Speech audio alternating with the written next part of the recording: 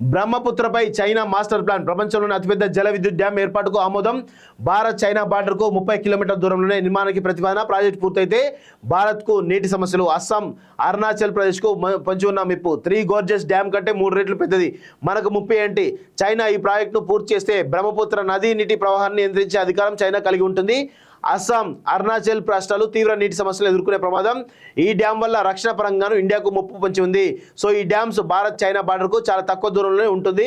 యుద్ధ పరిస్థితులు తలెత్తిన సమయాల్లో ఒకేసారి పెద్ద మొత్తంలో నీటి విడుదల చేసే దిగువన ప్రాంతాలు మునిగిపోతాయంటూ చూస్తా ఉన్నాం. సో బ్రహ్మపుత్ర నది పైన చైనా ఏర్పాటు చేసినటువంటి ఈ డ్యామ్ ఏదైతే ఉందో, సో దానికి సంబంధించిన దానివల్ల అస్సాం కానీ అరుణాచల్ ప్రదేశ్ లాంటి రాష్ట్రాలు ఈరోజు ముప్పున గురయ్యే అవకాశం కనబడుతున్నాయి. సో బార్డర్లో సమస్యలకు కూడా కారణమయ్యేటువంటి అవకాశం అయితే చాలా స్పష్టంగా కనబడుతుంది. దీనిపైన మరి యునైటెడ్ నేషన్స్ కానీ ఎలా ఏ విధంగా ప్రతిపాదిస్తే చూడాల్సిన అవసరం అయితే ఉంది మిత్రులారా. ముగ్గురి ఆత్మహత్యల కారణం ఏంటి?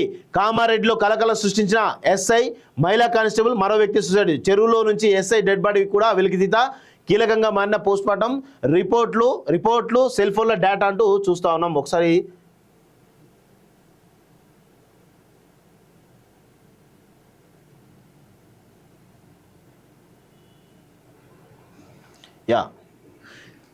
ముగ్గురి ఆత్మహత్యల కారణం ఏంటి? కామారెడ్డిలో కలకలం సృష్టించిన ఎస్ఐ, మహిళా కానిస్టేబుల్, మరో వ్యక్తి సూసైడ్ అంటూ చూస్తున్నాం. కామారెడ్డి జిల్లాలో ఎస్ఐ, మహిళా కానిస్టేబుల్, మరో వ్యక్తి చెరువులో పడి మృతి చెందడం కలకలం సృష్టించింది. వీళ్ళు ముగ్గురు చెరువులో దూకి ఆత్మహత్య చేసుకుని ఉంటారని పోలీసులు అనుమానిస్తున్నారు. అందుకు బలమైన కారణం ఉండొచ్చని భావిస్తున్నారు. అది ఏంటనేది మిస్టరీగా మారింది. కామారెడ్డి జిల్లా బిక్కునూరు ఎస్ఐ సాయి కుమార్, బీవీపేట పోలీస్ స్టేషన్లో మహిళా కానిస్టేబుల్ పనిచేస్తున్నటువంటి శృతి, బీవీపేట సొసైటీలో కంప్యూటర్ ఆపరేటర్గా పనిచేస్తున్నటువంటి నిఖిల్, సదాశివనగర్ మండలం అడ్లూరు ఎల్లారెడ్డి చెరువులో దూకి ఆత్మహత్య చేసుకున్నారు. వీరిలో శృతి, నిఖిల్ మృతదేహాలు బుధవారం అర్ధరాత్రి ఎస్ఐ సాయి కుమార్ మృతదేహం కూడా ఉదయం లభించింది.